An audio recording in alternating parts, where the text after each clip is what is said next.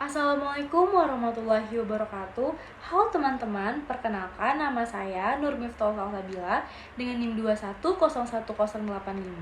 Di sini saya sebagai moderator dari kelompok 5 yang dimana kami akan membahas tentang obat-obatan kemoterapeutik dengan dosen pengampu Ibu Apoteker Mira Febrina Magister of Science. Yang dimana adapun anggota dari kelompok kami yaitu ada Amelia Okta, Amanda Yulia, Jihan Akila Putri, Manisa Reke, Nur Miftahul Salsabila dengan saya sendiri, Nur Habibatul Amelia Fitri, Salmatang, dan Siti Rahayu Ningsih. Baik, sebelumnya perkenalkan nama saya Salmatang dengan NIM 2101095. Di sini saya sebagai pemateri pertama akan menjelaskan tentang definisi dari kemoterapi. Tetapi sebelum saya menjelaskan tentang definisi, saya akan menjelaskan dulu apa saja yang akan kami bahas pada presentasi materi kelompok kami. Pertama itu ada definisi dari kemoterapi, kemudian tujuan penggunaan kemoterapi, cara pemberian, mekanisme kerja, efek samping, dan jenis-jenis obat kemoterapi. Baik, apa sih yang dimaksud dengan kemoterapi? Kemoterapi atau biasa disebut dengan kemo adalah penggunaan obat untuk membunuh atau memperlambat pertumbuhan sel kanker. Obat tersebut disebut juga sitotoksik, yang artinya toksik bagi sel. Beberapa obat berasal dari sumber alami seperti tumbuhan, sedangkan sebagian lainnya itu dibuat secara lengkap di laboratorium oleh manusia dengan bantuan beberapa alat. Kemoterapi atau kemo bekerja dengan cara menghentikan pertumbuhan sel kanker yang bersarang di dalam tubuh. Meski pengobatan ini dapat membantu mengatasi penyakit kanker, kemoterapi juga memiliki efek samping yang tidak sedikit. Baik, sekian presentasi dari saya. Assalamualaikum warahmatullahi wabarakatuh. Perkenalkan nama saya Jihan Akila Putri dengan NIM 2101074. Di sini saya akan melanjutkan materi selanjutnya yaitu tentang tujuan penggunaan kemoterapi dan cara penggunaannya. Yang pertama akan saya bahas mengenai tujuan penggunaan kemoterapi. Yang pertama, untuk mencapai remisi atau penyembuhan atau kemoterapi kuratif. Selanjutnya, untuk membantu perawatan lain. Kemoterapi dapat diberikan sebelum atau sesudah perawatan lain seperti pembedahan atau terapi radiasi. Selanjutnya, untuk mengontrol kanker. Dan yang keempat, untuk meredakan gejala. Dan yang kelima, untuk menghentikan kanker datang kembali. Selanjutnya, cara pemberian kemoterapi. Kemoterapi paling sering diberikan ke pembuluh darah atau intravena. Namun, terkadang diberikan dengan cara lain seperti tablet atau kemoterapi oral, krim yang dioleskan ke kulit, atau berupa suntikan ke berbagai bagian tubuh. Pilihannya tergantung pada jenis kanker yang dirawat dan obat kemoterapi yang digunakan. Tim medis akan memutuskan cara yang paling tepat untuk memberikan obat kepada pasien. Sekian dari saya, terima kasih. Assalamualaikum warahmatullahi wabarakatuh. Saya Nur Habibatul Amelia Fitri dengan NIM 2101087. Di sini saya akan membahas tentang mekanisme kerja kemoterapi, di mana semua sel di dalam tubuh akan tumbuh dengan membelah menjadi 2 sel. Kemoterapi ini akan merusak sel yang membelah dengan cepat, sehingga sebagian besar obat kemoterapi memasuki aliran darah dan berjalan ke seluruh tubuh untuk menargetkan sel kanker yang akan membelah dengan cepat di organ dan jaringan tubuh. Dan hal ini dikenal sebagai pengobatan sistemik. Dan terkadang ada kemoterapi yang diberikan langsung ke kankernya, dan hal ini disebut dengan kemoterapi lokal. Selanjutnya, efek samping kemoterapi, di mana kemoterapi akan merusak sel yang membelah dengan cepat, seperti kanker sel.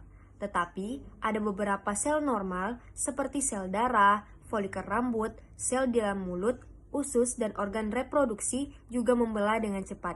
Maka, efek samping dari kemoterapi ini bisa juga merusak beberapa sel normal di dalam tubuh, sehingga bisa membahayakan pasiennya. Dimana karena tubuh terus-menerus membuat sel-sel baru, maka sebagian besar efek samping bersifat sementara. Antara efek samping yang disebabkan kemoterapi yang paling umum adalah ada supresi sumsum tulang, neuropati, gangguan gastrointestinal, rambut rontok, kelelahan, dan kelainan kulit. Baik, terima kasih. Sebelumnya, perkenalkan nama saya Menisa Reke dengan NIM 2101076. Di sini saya akan melanjutkan materi dari rekan saya sebelumnya yang telah menjelaskan di slide set sebelumnya. Nah, di sini kita akan masuk ke jenis-jenis obat kemoterapi. Nah, jenis-jenis obat kemoterapi itu terbagi menjadi 6. Yang pertama ada obat antiparasit, yang kedua ada obat antihelmintik, yang ketiga ada obat anti malaria, yang keempat ada obat neoplastik atau sotostatika, lalu yang kelima ada obat anti tuberkulosis, dan yang terakhir itu adalah obat anti lepra. Nah, di sini saya akan menjelaskan bagian yang pertama, yaitu tentang obat antiparasit. Nah, obat antiparasit sendiri terbagi lagi menjadi 7 golongan. Di sini saya hanya akan menjelaskan satu golongan saja, yaitu golongan penisilin. Nah, obat dari golongan penisilin ini yaitu mekanisme kerjanya menghambat pembentukan mukopeptida yang diperlukan untuk sintesis dinding sel mikroba. Nah, dua contoh yang kami berikan di sini yaitu ada amoksisilin dan ampicillin. Nah, amoksisilin sendiri digunakan untuk infeksi saluran pernapasan, sedangkan obat ampicillin yaitu untuk ISK dan gangguan saluran pernapasan serta gangguan saluran pencernaan. Baiklah, hanya itu yang dapat saya sampaikan. Untuk materi selanjutnya akan dijelaskan oleh rekan saya. Terima kasih. Selanjutnya yaitu obat antiparasit. Di sini terdapat ada golongan cefalosporin, tetrasiklin, chloramphenicol, macrolide, quinolone, dan aminoglikosida. Yang pertama itu ada golongan cefalosporin. Di sini ada contohnya cefadroxil dan cefoperazone. Golongan cefadroxil ini bekerja dengan menghambat sintesis dinding sel mikroba pada reaksi transpeptidase pada tahap ketiga. Golongan ini merupakan golongan antibiotik beta-lactam aktif terhadap bakteri gram positif dan gram negatif. Lalu selanjutnya ada golongan tetrasiklin, contohnya ada tetrasiklin dan dioksisilin. Golongan tetrasiklin ini bekerja dengan mengganggu sintesis protein kuman spektrum kerja luas, di mana pengecualinya itu pada bakteri Pseudomonas dan Proteus. Golongan ini dihasilkan oleh Streptomyces aureofaciens dan Streptomyces rhinosus. Dan golongan ini bersifat bakteriostatik. Selanjutnya yaitu golongan chloramphenicol, di mana golongan ini bekerja dengan menghambat sintesis protein kuman yakni enzim peptidil transferase. Golongan ini bersifat bakteriostatik terhadap Enterobaster dan aureus bersifat bakteriosit terhadap pneumonia dan meningitis serta influenza. Contohnya itu ada chloramphenicol dan thiamphenicol. Selanjutnya ada golongan macrolide, di mana golongan ini bekerja dengan menghambat sintesis protein kuman secara reversibel dengan ribosom unit 50S. Golongan ini bersifat bakteriosit atau bakteriostatik. Contohnya itu clarithromycin, erythromycin, dan azitromycin. Selanjutnya ada golongan quinolone. Golongan ini bekerja dengan menghambat kerja enzim DNA girase pada proses replikasi dan transkripsi kuman. Golongan ini bersifat bakteriosidal, di mana contohnya itu ada ciprofloxacin, ofloxacin, dan levofloxacin. Terakhir ada golongan aminoglikosida, di mana bekerja dengan berpenetrasi pada dinding sel bakteri dan mengikat dirinya pada ribosom dalam sel. Nah, aktivitasnya ini lebih tinggi pada suasana alkali daripada suasana asam. Golongan ini dihasilkan oleh fungi Streptomyces dan Micromonospora. Adapun contohnya itu ada amikacina, gentamicin, kinamicin, dan spektinomicin. Saya akan melanjutkan materi tentang obat antihelmintik. Obat antihelmintik ini dapat digunakan untuk memberantas cacing atau mengurangi cacing yang ada di dalam tubuh.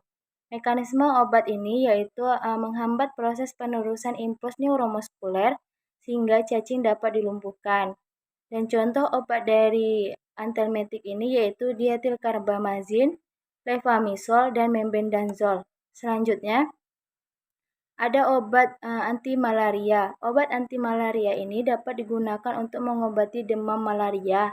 Penggolongan obatnya yaitu ada obat sachizonticid, darah yang berguna untuk mematikan bentuk darah dan serangan demam. Ada obat sachizotisid hati digunakan sebagai profilaksi kausal. Dan contoh obat anti malaria ini yaitu kinin, chloroquine, morpholoquine, primaquine. Sekian dari saya kembalikan ke moderator. Assalamualaikum warahmatullahi wabarakatuh. Sebelumnya perkenalkan saya Amalia Okta dengan NIM 2101057. Sini saya akan melanjutkan materi mengenai obat neoplastik. Obat neoplastik ini biasa digunakan untuk membunuh atau memperlambat pertumbuhan sel-sel kanker. Adapun mekanisme kerja dari obat neoplastik ini yaitu menghambat sintesa DNA atau RNA, merusak replikasi DNA dan mengganggu kerja gen. Contoh obat neoplastik ini yaitu ada isoniazid, kanasimin, tetrazidon, dan clarithromycin. Selanjutnya ada obat anti tuberkulosis. Obat anti tuberkulosis ini biasa digunakan untuk penyakit TB. Adapun mekanisme kerja dari obat anti tuberkulosis ini membunuh bakteri yang sedang membelah diri, yaitu dengan menghambat proses pembuatan protein bakteri. Contoh obat anti tuberkulosis ini ada isoniazid, etambutol, rifampicin, pyrazinamid, dan streptomycin. Yang terakhir yaitu ada obat anti lepra. Lepra atau kusta ini adalah suatu infeksi kronis yang terutama merusak jaringan-jaringan saraf dan kulit. Adapun mekanisme kerja dari obat anti lepra ini itu antagonis kompetitif dengan para aminobenzoid acid atau PABA dan mencegah penggunaan PABA secara normal oleh bakteri untuk sintesis asam folat. Adapun contoh obat dari anti lepra ini yaitu ada dapson, rifampicin, dan clofazimin. Baiklah teman-teman, sekiranya itulah yang dapat kami sampaikan. Semoga bermanfaat. Mohon maaf apabila terdapat kesalahan. Saya akhiri dengan wabillahi taufiq wal hidayah. Wassalamualaikum warahmatullahi wabarakatuh.